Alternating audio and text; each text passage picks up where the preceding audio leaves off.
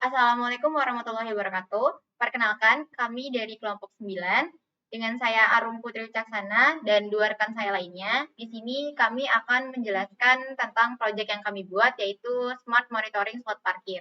Nah, di sini kami akan menjelaskan bagaimana cara menghubungkan sensor dan aktuator melalui protokol MQTT, bagaimana mekanisme publish dan subscribe dari IoT ke server dan sebaliknya, serta bagaimana data disimpan ke database InfluxDB dan ditampilkan di dashboard Node-RED. Nah, di sini kami menginstal Docker di dalam Ubuntu.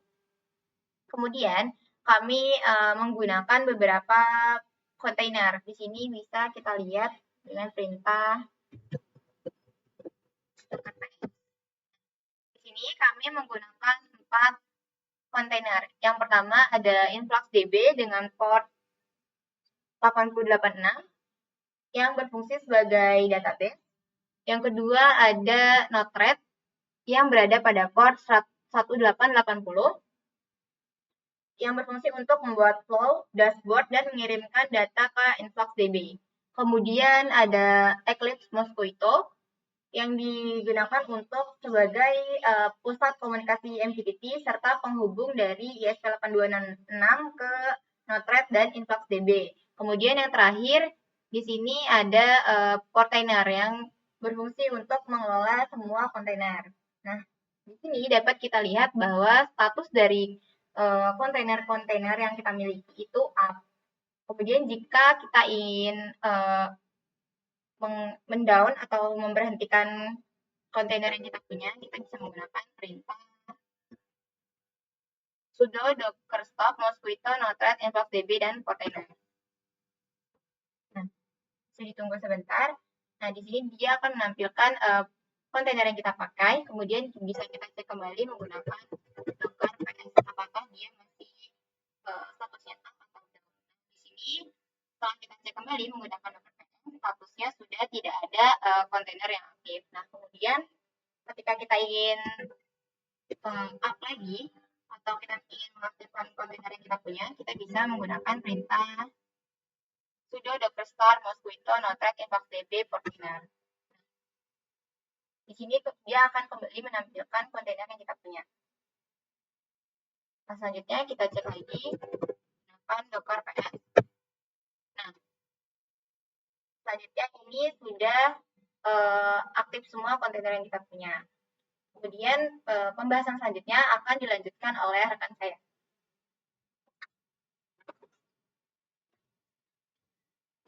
Baik, selanjutnya saya akan bahas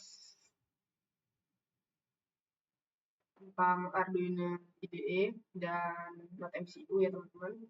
Sebelumnya, perkenalkan nama saya Naila Kansa Salsabila dengan NPM 24396. Izin melanjutkan penjelasan teman saya tadi. Di sini kami menggunakan ISP8266, lalu kita menggunakan PubSub client, dan kami juga menggunakan servo ya. Nah, untuk pin palang, kita menggunakan sensor ear dengan pin D2 untuk palang sisi 1 dan sensor ear pada pin D7 pada palang sisi 2. Lalu untuk relay, kita juga menggunakan relay di sini. Untuk relay, kami gunakan di pin D1 dan kami juga menggunakan servo untuk membuka dan menutup palang. Dan servo ini terdapat pada pin D3. Selanjutnya ada pin slot. Nah, di sini kami menggunakan 2 slot parkir sebagai prototipenya. Sama, kami masih menggunakan sensor ear untuk mendeteksi apakah ada kendaraan atau tidaknya. Di sini slot 1 itu di pin D5, lalu slot 2-nya itu ada di pin D6. Nah, untuk sudut servo untuk buka dan tutup, pada sudut buka, di sini sudut bukanya ada di 140 derajat, lalu sudut tutupnya ada di 0 derajat. Selanjutnya ada delay. Nah, delay ini untuk tutup si servonya ya.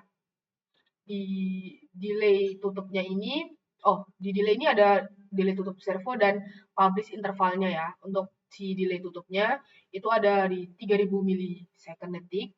Itu ada di 3 detik palang tutup. lalu di publish intervalnya ada di 5000 milisecond detik, yaitu 5 detik untuk kirim ke MQTT-nya. Nah, selanjutnya ada Wi-Fi dan MQTT. Di sini saya menggunakan SSID atau username dari si Wi-Fi-nya yang bernama Nai, lalu passwordnya itu Kansanaila, dan MQTT servernya ini kita dapatkan dari IP yang terdapat pada Wi-Fi kita tadi. Nah, IP-nya itu 192.168.43.113. Lalu MQTT portnya kita menggunakan port 1883. Nah, selanjutnya di sini ada Wi-Fi. Nah, untuk Wi-Fi ini nanti itu untuk tampilan output pada saat ISP8266-nya itu berhasil atau tidaknya terhubung ke Wi-Fi kita. Nah, selanjutnya ada MQTT callback. Nah, untuk MQTT callback ini sendiri, dia itu versi manualnya untuk kita membuka dan menutup palang servonya. Selanjutnya ada MQTT reconnect. Nah, untuk MQTT reconnect ini, dia itu apakah si MQTT-nya itu connect ke MQTTX menggunakan ESP8266. Lalu subscribe-nya itu menggunakan parking/tmd. Selanjutnya ada palang. Ini untuk membuka palang. Dia kalau misalkan ada mobil lewat, itu dia bukanya secara cepat, tidak sampai 10 detik. Nah, untuk tutup palangnya itu dia delay. Nah, delay di sini tuh ada di 20. Selanjutnya ada publish status. Nah, untuk publish status ini, dia menggunakan MQTT publish dengan topiknya itu parking/status. Nah, di sini dia tuh ada keterangan-keterangan seperti yang terdapat pada serial monitor ini. Yang pertama ada palang, apakah dia itu terbuka atau palangnya itu tertutup. Lalu ada slot 1 itu tuh terisi atau kosong, lalu slot 2 juga sama, dia apakah terisi atau kosong. Lalu slot kosongnya itu ada berapa, dan total slotnya di situ ada berapa. Selanjutnya,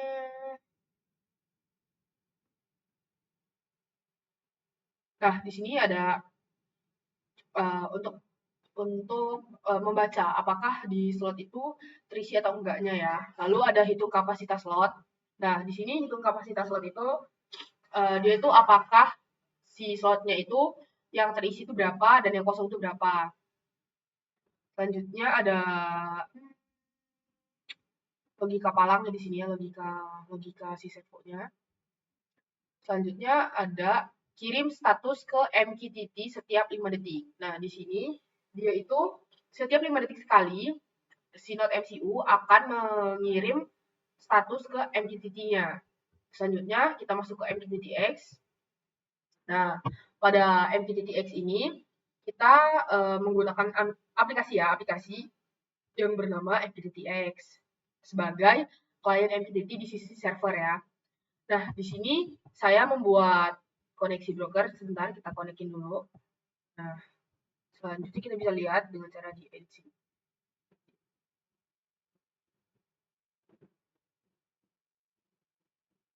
Di sini saya menggunakan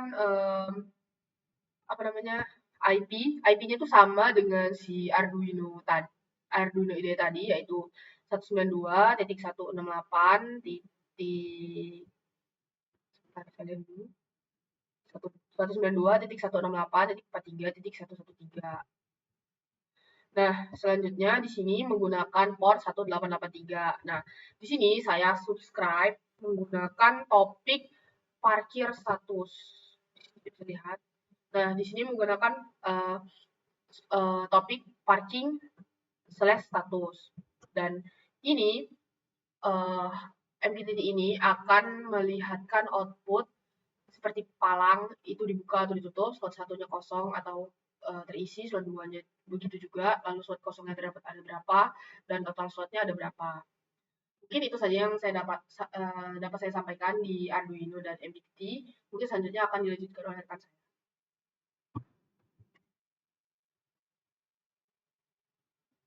Oke, selanjutnya saya akan melanjutkannya. Sebelumnya izin memperkenalkan diri dulu. Nama saya Nisi Putra Pratama, NPM 24782557. Sekarang kita lanjut ke Node-RED. Nah, pada Node-RED kali ini dia sebetulnya untuk memvisualisasikan dari si MQTT-X-nya. Sama nanti kita akan lakukan ke InfluxDB. Yang pertama, di sini kalian bisa menambahkan MQTT-in-nya untuk masukin dari MQTT-X ke Node-RED-nya. Di sini kalian hanya menyeting, yaitu yang pertama servernya. Servernya ini adalah maksudnya IP yang kalian masukkan sesuai yang kayak di MQTT-X. Portnya juga kalian sesuaiin sama yang di Node-RED itu aslinya berapa. Oh ya, kalau misalnya kalian kan ini kalau mengatur sandi itu tuh kalian harus sesuaiin sama yang di Mosquito, kalian ngatur sandi atau tidak. Perintahnya biasanya pakai false. Nah, kalau true dia bisa nggak usah pakai password. Nah, selanjutnya kalian atur topiknya itu sesuai yang ada di MQTT yang kalian mau ambil. Seperti tadi yaitu namanya parking/status. Baru kita parse JSON. Nah, parse JSON ini fungsinya untuk mengubah string menjadi objek. Nah, selanjutnya kita akan membuat beberapa function, yaitu untuk mengambil slot kosong, mengambil slot 1, mengambil slot 2, dan mengambil palang. Dan juga nanti akan mengambil untuk InfluxDB. Tapi kita akan menjelaskan ke bagian Node-RED-nya dulu aja. Nah, pada function mengambil kosong ini, kita mengambil total dari slot kosong yang ada di project kami. Di sini batasnya itu adalah 0 sampai 2. Terus untuk Gauge-nya, ini namanya Gauge. Terus kita membuat sebuah grup, yang grupnya nanti itu akan dipakai untuk semua dari Gauge yang kita pakai. Dan juga itu juga dia harus sama semuanya. Yang pertama kalian bikin tab dulu, tab yang namanya di sini basic, yang kalau saya di sini parking, ikonnya dashboard, terus namanya juga basic ya, kalian namain apa aja. Terus selanjutnya tipenya di sini saya pilih pakai yang Gauge, labelnya slot kosong untuk nama nanti di UI-nya. Terus selanjutnya value format dan unitsnya sini saya samain yaitu value, terus range-nya itu dari 0 sampai 2 karena memang untuk slot parkingnya di sini saya menggunakannya hanya 2 saja. Terus selanjutnya yaitu untuk slot 1 angka, di sini dia mengubah dari print-nya dari isi dan kosong tadi yang di MQTT itu menjadi kalau kosong itu 0, kalau isi itu 1. Begitu juga untuk yang di slot 2. Selanjutnya untuk Gauge di slot 1 itu kalian bisa lihat grupnya kalian samain, yang pertama diambil slot kosong, terus tipenya Gauge, labelnya untuk namanya itu slot 1, terus value formatnya juga sama. Di sini kalian bisa lihat value dan value. Dan untuk range min max-nya itu adalah 0 sampai 1 karena tadi kalian yang seperti saya bilang untuk 0 itu untuk kosong dan 1 untuk kalau misalnya ada objek atau isi. Dan begitu juga untuk yang Gauge slot 2, tipenya Gauge, labelnya slot 2, value formatnya dan unitnya value, range-nya 0 dan 1. Dan kalau untuk group itu kalian samain yang sama yang pertama. Dan kalau kalian ingin membuka visualisasi dari Node-RED-nya, itu kalian hanya mengetikkan perintah UI. Dari misal kalian bisa lihat di sini kalian pada browsernya, yaitu saya mengetik IP yang saya pakai untuk di Arduino dan MQTT-X, yaitu 192.168.43.113 dan kalian masukin portnya yaitu 1880. Lalu slash-nya ini, setelah slash itu kalian ketik yaitu UI. Nanti hasilnya akan seperti ini dah. Dan ini dia akan mengubah visualisasinya itu secara real time. Kayak misalnya ini memang kan untuk slot 2-nya saya memang udah diisi biar kalian bisa lihat ini ada perbedaannya. Nah, untuk status slot kosong nih dia 1 karena slot 2-nya sudah terisi, jadi dia 2 dikurang 1 jadinya hasilnya 1. Dan untuk slot 1 itu dia kosong karena tidak ada objeknya. Dan untuk bagian palangnya itu dia cuma teks ya, kalian bisa lihat di sini saya membuat teks untuk palang, buka, dan tutup. Oke, setelah dari Node-RED ini, kita lanjut ke InfluxDB. InfluxDB ini saya seperti dijelaskan teman saya sebelumnya, yaitu dia sebagai database. Jadi dia mengambil data dari si Node-RED dari MQTT ke InfluxDB. Kalau untuk membuka dari Node-RED ke InfluxDB-nya, kalian search seperti yang UI tadi, kalian ketik IP-nya, Tapi dia portnya beda. Port untuk dari InfluxDB-nya itu beda, sesuaiin aja. Kalau untuk InfluxDB yaitu kita menggunakan 8086. Ntar kalian masuk, kalian login, kalau bisa biasanya kalau kalian pertama kali untuk login tuh kalian mengisi kayak nama, password, dan juga organisasi. Dan organisasinya jangan sampai lupa. Sebenarnya kalau kalian lupa, itu kalian bisa lihat pojok kiri. Mungkin saya jelasin di nota dulu aja biar di influxnya biar langsung jelasin semua. Nah, pada bagian function di Node-RED-nya itu kalian di sini dalam kode saya dia mengambil semua data-data yang ada di UI ini atau yang ada di function-functionnya. Misal kayak ada total slot kosong, total slotnya, terus ada baca dari slot 1 dan 2 dan palang. Terus baru kita masukkan sebuah node yaitu namanya InfluxDB-Auth. Nah, di dalam InfluxDB-Auth kalian isi organisasinya sesuai sama yang ada di InfluxDB yang kalian buat sebelumnya. Terus kalian tambahkan sebuah bucket. Bucketnya ini kalian basing ya mau apa. Terus measurement-nya kalian samain yang ada di function sebelumnya ini. Nah, yang ini parking status. Selanjutnya di bagian server itu saya menggunakan versi 2, namanya basing. Kalian mau apa? Kalau di sini saya namanya InfluxDB parking versi 2. URL-nya tadi itu kalau di mode default ya, pada awal banget kalian nambahin node-nya itu biasanya localhost. Nah, kalian nambahin sesuai sama yang ada di IP yang di MQTT sama di Arduino. Nah, portnya kalian samain aja 8086 karena itu memang untuk IP ke InfluxDB. Nah, untuk token itu di awal memang harus kosong aja karena di sini saya sudah nambahin. Jadi kita bisa lanjut aja. Nah, untuk nambahin tokennya gimana kalau pas kosong? Nah, kalian bisa masuk ke IP token. Nah, pada IP token ini kalian generate API token, lalu pilih all access API token. Nah, di situ di sini kalian bisa lihat description disk API token kalian masukkan sebuah bucket yang kalian tambahkan sebelumnya, itu misal parking data tadi, misal gini. Nah, kalian mendapatkan sebuah sebuah token ya, token panjang seperti ini yang sudah dideskripsikan, dienkripsikan supaya dia tidak bisa dibaca dengan jelas ya, supaya aman. Terus kalian salin. Nah, setelah kalian salin, kalian taruh di InfluxDB-Auth-nya ini di dalam Node-RED. Nah, di bagian sini kalian paste aja, terus update, terus done, baru kalian deploy. Nanti dia akan muncul seperti ini. Kalian masuk ke menu Data Explorer. Nah, pada parking data ini yang kalian masukkan, itu kalian tinggal pilih parking data. Nah, kalian bisa lihat di filternya ini ada beberapa sebuah function-function yang ada di Node-RED tadi. Misal kayak ada palang, slot 1, slot 2, slot kosong, dan lain-lain.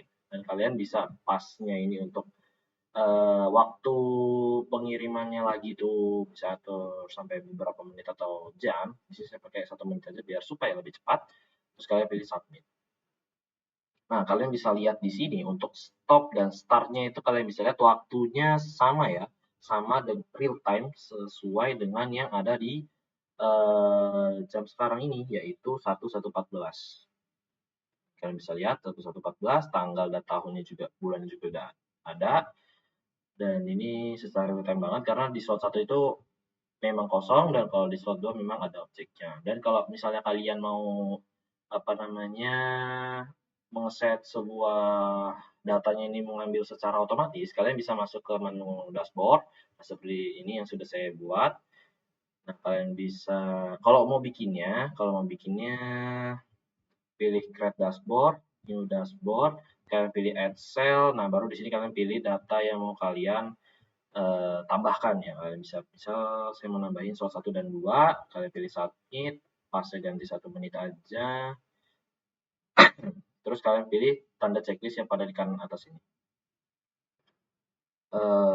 Sebentar.